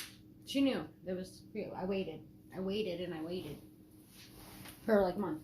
My trial was supposed to start in like February, and it didn't start until like May. And then it was over in June. Well, no, it started in April, ended in May. So I came for the decision. I had to bring my attorney didn't even subpoena anybody. Then they said they weren't going to use them for that day, and they wouldn't even let me go out there for 4 hours to tell them we weren't going to use you. Like, just sit out there. Like, don't even send anybody out there. My attorney wouldn't even allow that to happen. So my mom gets on the stand and everything, and when she's talking about how that's how I found out about the guardianship was. She had an officer come to the house, and she goes, as a matter of fact, it was you, and it was the bailiff that was sitting there. She's like, I've never been to your house. She said, yeah, it was you. Mm-hmm. So when we went on recess, I looked and I said, it was a different name, it was like Folsom or something. I was like, your last name used to be Hudson? How do you know that was my last name? I said, your name used to be Jennifer Hudson. Officer Jennifer Hudson, State Police, Post on 23. You came to my house that day. It's the only time my mom had been so sane in her entire life. And she's like, matter of fact, it was you. I was like, oh shit, it was. Holy shit, it was. So, we found that out, yeah. So, we're going. I show up to this. She's already made her decision, so she should come out with my appeals paper, right, in her hand. Well, she doesn't. She tells me that she wishes that she had an easy button to make women not love the men that they love. But unfortunately, she didn't have that button. So, and that she unfortunately believed that I would be with my ex again, and that I would never leave him alone, and that I would go back to him, and that I would still continue to be in the same pattern, and that she was terminating my rights, and that she was sorry. And for a half hour I sat there crying while they congratulated each other, and she went back there. Never came back with my paper. So I left, met with my attorney for appeals, with a piece of paper that took a week and a half to get from my crappy ass attorney that sued me later on and won. All because my mom signed a piece of paper. All because they already got this. All because they already took my mom's stuff. That was why. They already took my mom's stuff, so I had already went into court because my mom didn't sign the piece of paper, and I did, and I put in my answer against it to show what he did. I just want, because they're like, why don't you just let it happen? Like, it's already paid for. I was like, because, like, I just wanted out on the record what a shitty attorney he was, because he said that, yeah, I wouldn't have to pay for that, but I think he just didn't want to get in trouble. So I was walking around with a living death sentence. Okay, so I met with my attorney. I came with all my evidence. I'm there with my boyfriend's mom. I have known her my whole life almost. He's at work. my sister is going to get a check to pay for my appeals attorney for my dad, my real dad. And she calls me and tells me my dad. She says she thinks dad's dead. And she called me back. She calls me back and says he's dead.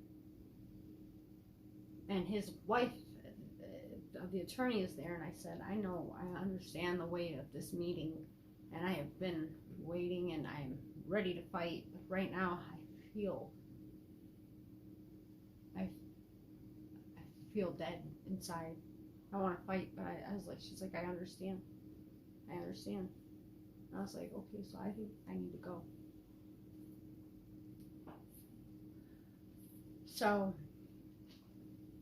he backs out. I got a letter that says he's not gonna represent me. I have that still. And then I have a letter. And then I call John Cece, see if he'll represent me or what I need to do. And he says that the time had already passed. You need to check to see if you put in for an appeal. He was supposed to put in for an appeal. When you gave him that piece of paper for your appeal, he's supposed to automatically put you in for a court-appointed attorney, and then they remove the court-appointed, and when he puts in his appearance. He didn't do that.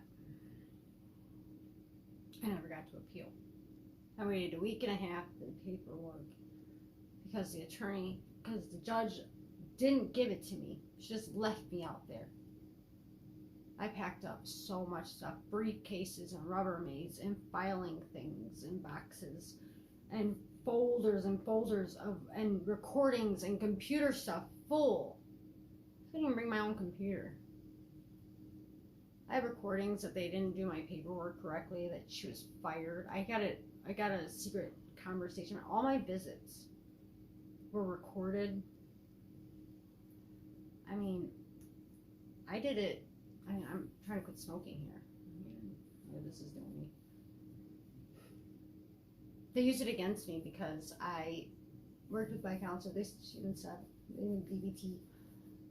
I never even got to finish it. Even though I was doing it in jail. And it's all common sense shit. For $274 a pop. They failed. They were god awful.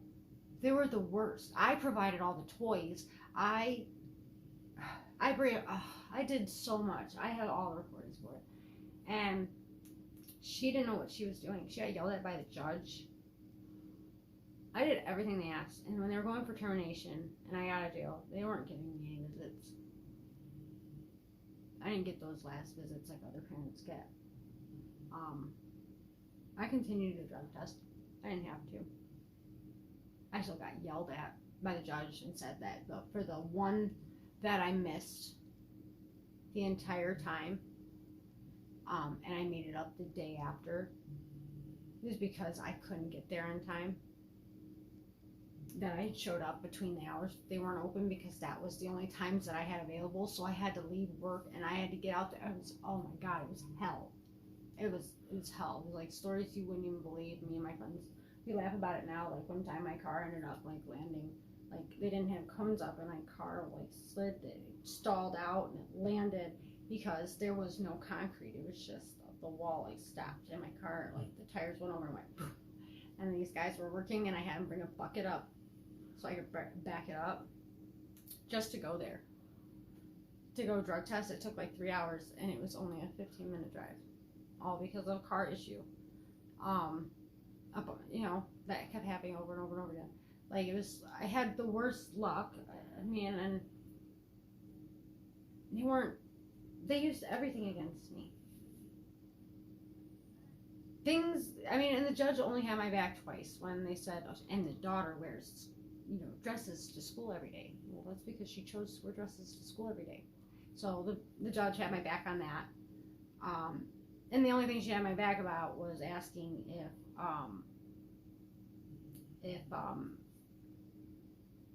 about the borderline personality and the criteria.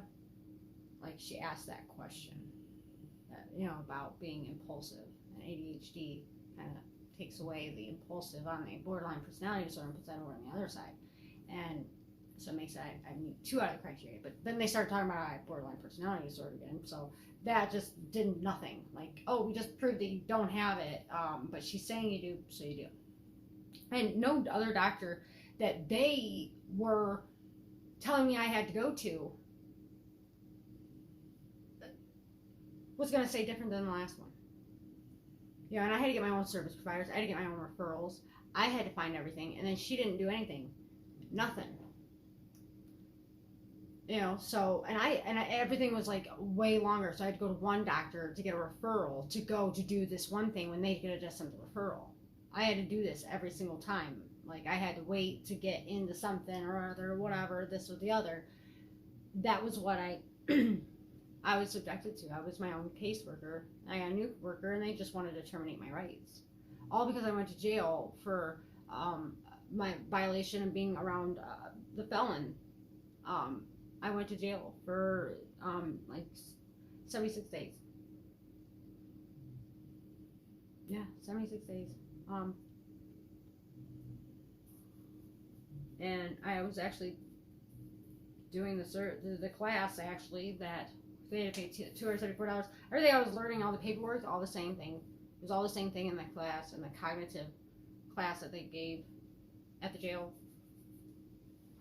So, I was doing it, but no, they didn't,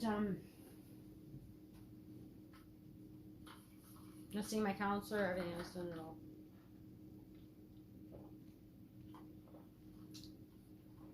And she terminated my rights. I couldn't appeal. And then 2 years later, I had a baby, and she had marijuana in her system, but I didn't. They had come out automatically, like 2 weeks after she was born. And then I had to be supervised, like safety plan. I had to be supervised with, by my sisters at all times. So, on my maternity leave, I had to stay with them and be tossed around between their work schedules and stuff. Like, I didn't get maternity leave, like, no. You finally get to court, and they say they're going to try and terminate my rights. And I had this great attorney, Tracy Martin. And I said, can we have it to where I'm not supervised anymore? She's like, you're probably not going to get that. So, we're not even going to ask. I was like, no, we're going to ask. Not gonna hurt to ask, we're gonna do that. And the last attorney did not listen to me. This time we're doing that. So she said, okay. But she never even got to it. She automatically, this judge looks at me and says, what danger is this child in? And looks at the caseworker and she said, tells me about the previous case. She's like, you can't terminate a parent's rights just because of that now, because the laws have changed. She's like, so tell me what danger this child is in. She's like, flipping through papers, whatever, and then eventually says, no danger. She's like, look at this mom, she's absolutely terrified. She's like, you've learned your lesson, haven't you? You've got other people raising your children that I'm sure you miss. She's like, and I can see. She's like, you look like you don't even look like you deserve to belong. You don't even belong here. She's like, so I'm going to put you in my 30-day program that I'm doing. This is the head judge, Garrett. And I was like, okay. And she's like, you're unsupervised, 30-day program. We'll see you, and you can do the plea. Come in to do the plea. The GAL is supposed to not ask any questions about like my criminal or my mental, because I backed myself up. I said, I will only admit to what I am guilty of. I will not. What they said I'm guilty of, I am not. I don't have borderline personality disorder because before we even stepped foot in court, I had already done all my services. I had already done a parenting class, counseling, Head Start, not Head Start. Early on, I got her into early on before they even called to get her into early on, and they said she was perfect. And I'm friends with all my service providers. My counselor, substance abuse assessment counselor, she came to me, all that stuff. She's still my friend. Parenting class, I helped facilitate a parenting class that I myself took. Loved it. Love this woman. She's a great help. But she can barely walk, has cane, and she came to court with me. Walked them stairs, and she came to court with me. I told her all these things, that this is word for word. I wish I had an easy button. This is why I'm terminating your rights. And she yelled at me, and she's like, they don't do that because you go to jail for 76 days, and like, you had to do something. I was like, I'm telling you exactly what happened. My GAL was trying to tear into me, ask questions that we weren't going to talk about. I told him I don't have borderline personality disorder. I have PTSD. I have a counselor that will back me up that says that. So she says, you know what, you're better off going to the other court. Like, good luck with that. Like they go ahead and they can terminate my rights if I want. So I'm still waiting to find out if they're going to terminate my rights. I go to court. They tell me the day before that they're not going to. The whole time I have been asking, they wouldn't tell me if their intentions were to terminate my rights, even though they're supposed to tell you. Finally said they're not going to. So, I get to court, and it's been 90 days, and the judge pulls me into the back, and the district attorney, the caseworker, my attorney, before all of them. So I just want to let you know they want to talk to you individually. And she tells me why, and this is why, and then they tell me the same thing as to why they're doing this.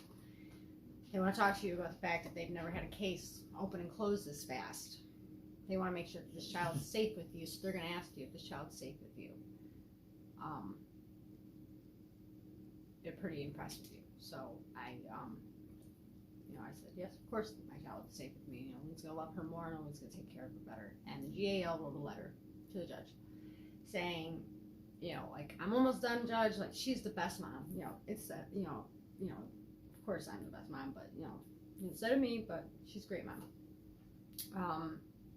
She's like, she makes her own food. She does this. She has pictures of her children everywhere. She never deserved to lose her children. She is the best mom. What Livingston County did to her, this is by God awful. She never deserved to lose her kids. She is a great mom. Just talked all about me. Talked about my house, like literally like a book. I walked up and there was flowers in the garden. I came in and there was family pictures all over the walls. Yada yada yada. All this other stuff. She has a nice car. This, that, the other.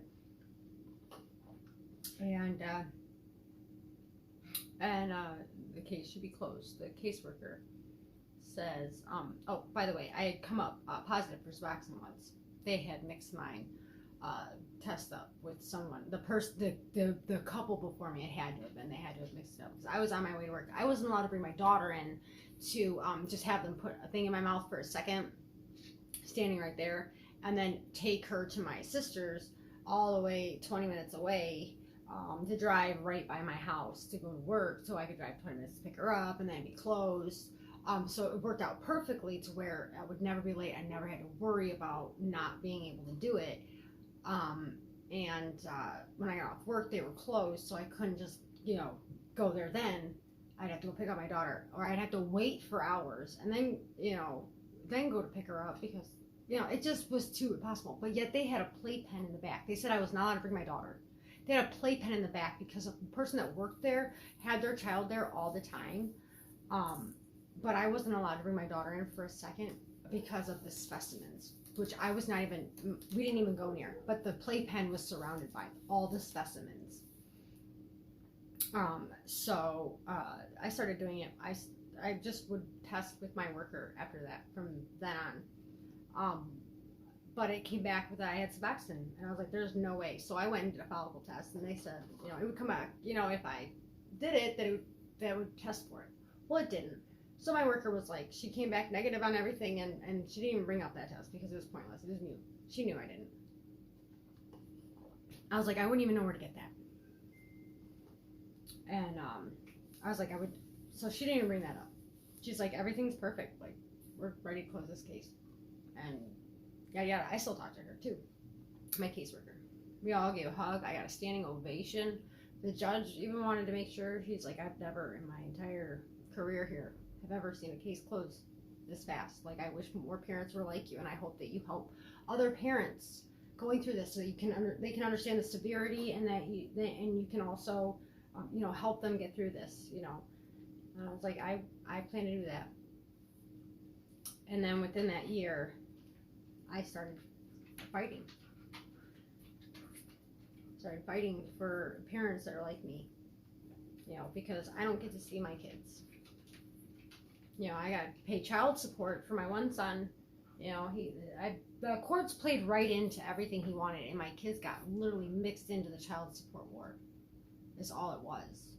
It was, Title IV defunding and child support, and then it's the, Title IV funding for, foster care.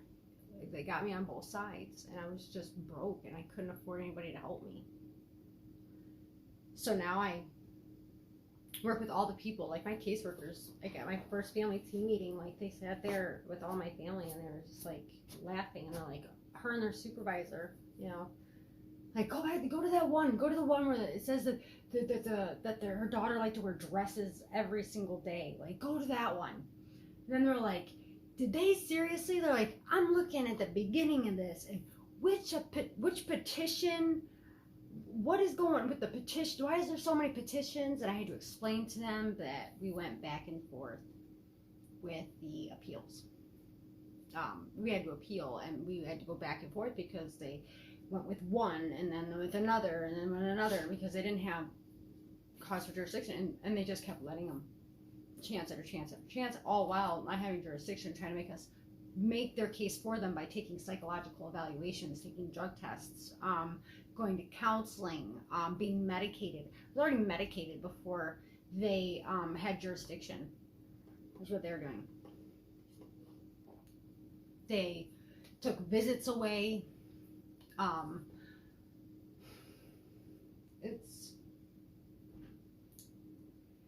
Now my kids are, my one son beats up his grandparents because he's angry because his dad's girlfriend used to kick him out of the house and used to abuse him while he was at work. And then, let's see here. My one son called in a shooter behind the school after the Oxford thing happened. Just because they treat him like utter shit. He was the sweetest little, both my boys were like the sweetest little things ever. They were so sweet, so sweet. And potty trained. He was not potty trained after that. Like, he was not potty trained when he came back from Christmas vacation. Like, they said he was like sick, and then I came to get him, and like, we swear to God he was sick. Like, he's been mopey all day, and I was like, oh, they're like, he just must have missed you. But they said he was having accidents at school and whatnot. But then we got it back to normal, and then they took him, and then he went right backwards. They said that, once kids get homesick, that would happen. That's what the school said. And then he was tardy, and they were using it against me, but it was the grandparents. The grandparents were selling and smoking selling pot, and they were growing it, leaving torches out so they could do their wax. Like, it would be sitting there burning. My daughter would take pictures of all this stuff that was sitting out, them smoking pot, that they would be sent to bed early, sometimes without dinner, and that their cousin could stay awake because she didn't have an active CPS case, that while they all stayed awake and everybody was partying and smoking weed, but she could stay, but they had to go to bed. Then she was being, over medicated, like a fucking, like Elvis, like to wake up and to act right and then to go to sleep, but never to eat. So she was anorexic. Yeah. So now my kids are, I get regular, anonymous emails and so forth from someone. It's my kids being beaten by their grandparents. I made a report to the Michigan police, the Brighton police. I made one to CPS. I made one we talked. We had talked as if we were the neighbors. And they never showed up. And then I made a police report, and the police made a report with CPS, and they never showed up. They still haven't showed up. So I was like over a month ago, and they've beaten him a couple more times. And they treat my kid really bad. They might be letting her get a job soon. But they weren't going to let her get a job or a license or let her do anything outside. They don't let her do anything outside the home. She had a boyfriend that was black. He broke up with her because they were racist, and they won't let her do anything. They just treat her like shit. Like, she's just meant to be babysitting all of the family's kids, and that's it. Like Cinderella. She doesn't. She hates it there. Everybody hates it there. I mean, I haven't listened to the whole thing, but they tell him to go get the belt, and they beat him with it. I sent that to them, and they haven't done a damn thing about it. Nobody even showed up. So, yeah, what he did was bad, but they treat my youngest that they've had since he was born. That he thinks that those are his parents and whatnot, but that's fine. I don't want to ruin anything or anything for him, and I've told my son that. Don't tell him, anything like that, because that makes you sad. You're gonna make him sad, but he was so sweet, and now he's just become so angry because they have told him things. Like, you could tell he's got, like, they said he's got, like, memories of things, but, like, I don't know where these memories came from. I do know that a few of them sound like the allegations that were in the petition that were made up. And then some of them were like the rumors that I had heard, or things that I had heard during the trial. Like my caseworker, I had told my caseworker, like, there was something wrong with my phone, and I had broken up with my boyfriend at the time because I thought he hacked my phone. I thought he was having jealousy issues because I was working with somebody else. Like, that was married. Like, they had just gotten their kids taken, and it was like my ex's family. They got their kids taken. I made a binder. I was helping them out through the process, what to expect, and they used the mom she's dead now, drug overdose. She chose drugs over her kids. They literally asked her to make a choice. But before they did that, they made her a choice to help them sabotage my case and get her kids back. And she chose to sabotage my case, and she hacked my phone, and I thought it was my boyfriend at the time, changing around my calendar. I was missing appointments. So between them not paying for my dialectical behavioral therapy and then this changing of my calendar, I missed a couple, and they would close out my case. They would close out my thing, and I'm like, that's not my fault. I've been telling her this. Told her I've been broke up with him, like I couldn't deal with the jealousy. He was being jealous, but he didn't hack my phone. Later on, I find out a friend had messaged me on Messenger and says, you need to shut down your phone and you need to come see me.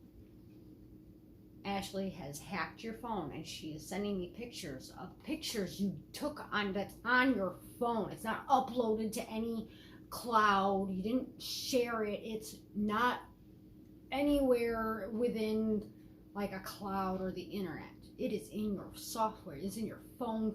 It's in your gallery. Like, and I was like, nuh-uh, like that can't be true. Like, there's no way that dumb bitch was able to do that, figure that out. He sends me a picture I literally just took on my phone. She was saying that I was pregnant with her ex. Oh my God. Are you kidding me? Like, I had just had a baby, and I took the picture because my butt looked good. And I hadn't seen a picture of my whole body in a long time. I was in jail. In a men's store. Where I couldn't see myself. At all. So, she's going around. Come to find out, it was her. She had hacked my shit. And then I go to trial, and my caseworker shows a picture that says that person, Ashley, sent to them. It's a picture of me on Messenger. And this isn't even a message I sent. It's not even on my phone. Before I go ahead. It says, I took all my Adderall and I sold all my Adderall. I need to get some more so that it's in my system so that they can count it. They told her that information, first of all. So I need to get, I need to buy some Adderall. Do you have any? Whatever it said. It's pretty much that's what it was. And that shows this in court. I had no idea about this.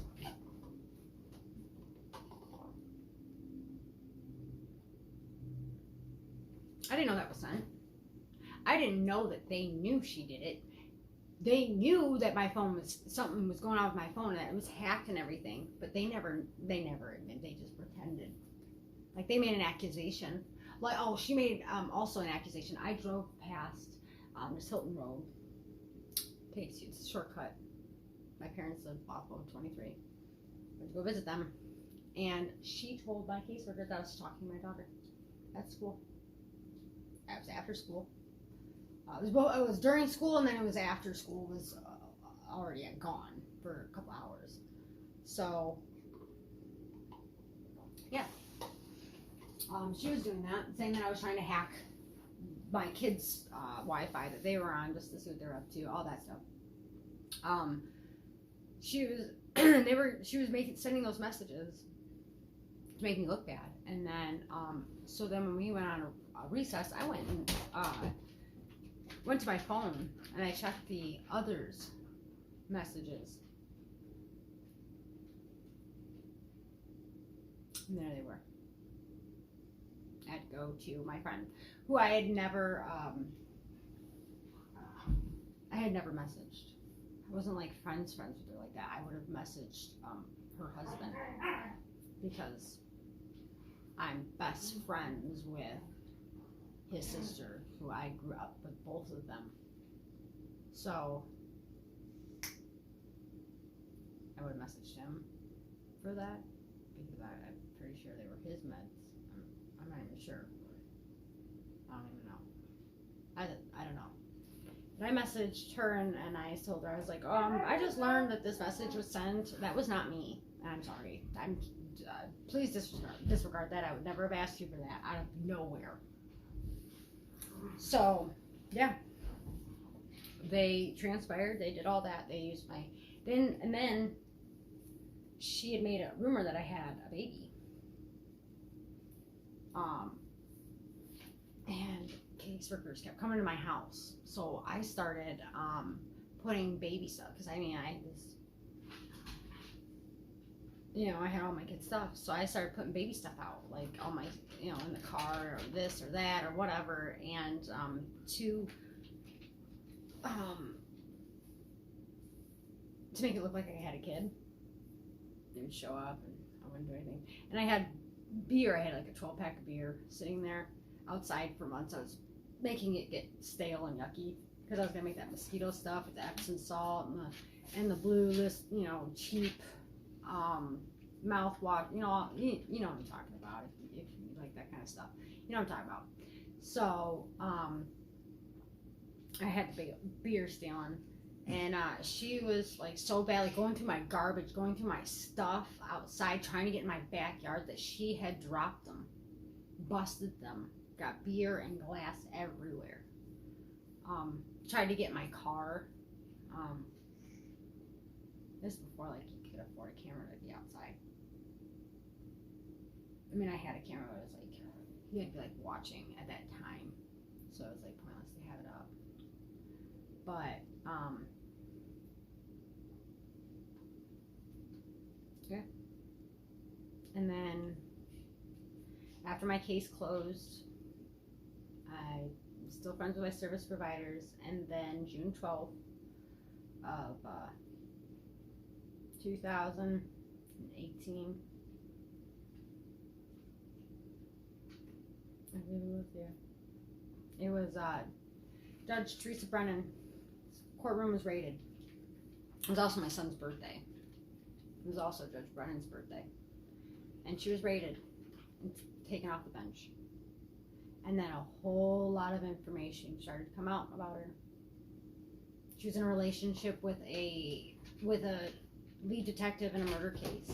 She her clerk started talking about her, about how she couldn't do anything. She didn't recuse herself from her own divorce. She couldn't handle paying her own bills.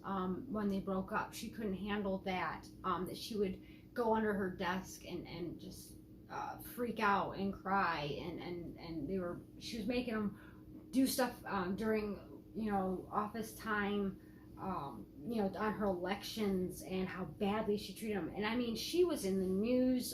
She had to take anger management years and years ago. She treated people like dog shit. Prosecutor, didn't matter who it was, prosecutor, officer, person that worked for her, her clerks, defense attorneys, family attorney, it didn't matter.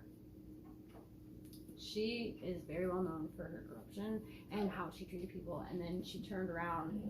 They made her the family court judge. Like, you've taken anger management, so we should make you part of families. She denied a dad a motion for custody for his child because she had made threats that she was going to drive over a cliff with her child. She had made threats like that for her other children, and an Arizona judge took those kids away. And this dad tried to tell Judge Brennan, and she denied him for no reason. Nothing. And then one day, he didn't show up. She didn't show up for her visit, for him to have his parenting time, and he called in a welfare check, and the mom had strangled her daughter to death and then shot herself in Brighton. I met with the dad because on June 12th, to celebrate the day of my son's birth, celebrate your children day, the day of Judge Brennan was taken off the bench. The mill pond where you take your kids to play is exactly where she ran her enterprise, her little courthouse of corruption, right there at the mill pond. So why not celebrate your children on June 12th, on my son's birthday, the day that was her birthday and the day she was raided and taken off the bench? Like, why not? And I had him meet us there, and I had other people meet us there, and I had a cake, I had my son's picture on it, celebrate. And he said it must be really, you have to be, he forgave the mom, like, you have to be really mentally messed up to be able to strangle your daughter. Like, watch yourself do that. Like, you have to be a really sick person. And he's like, I just wish he hadn't have been, I wish Brennan would listen to me. Poor Bella. She was just a little girl. Killed by her mom because Brennan didn't want to listen. She didn't listen to nobody. She was a tyrant. She told me that she wished she had an easy button to make women not love the men that they love. But unfortunately, she didn't have a button like that. So, little did I know, I find out 2 years later, she's talking about her and the lead detective. And she's probably gone in the back room when she was supposed to come out with my appeal paperwork. She probably went in the back, room to cry about her woes of her boyfriend that just broke up with her. She's probably under her desk rocking back and forth, not knowing what the fuck to do with herself, wishing she had an easy button to make women not love the men that they love because she's crushed inside. Well, that's not me, babe. That's not me. I haven't seen that motherfucker since. I live a great life. I'm just living with a fucking walking death sentence. While you keep a pension, you get 6 months in jail, and that's it. And you're a dishwasher now. My kids are being beaten, and I can't be with my kids. So that's why I'm going to be fighting for all the legislation changes that I can. And my daughter says to me, my oldest, that I get to talk in secret with, tells me that, you know, if this hadn't happened to us, then, you know, you wouldn't be helping all these families. And I said, you know what, I'd rather miss the pain to be going through than be going through this dance. You know. Oh, Garth Brooks. But no family deserves this.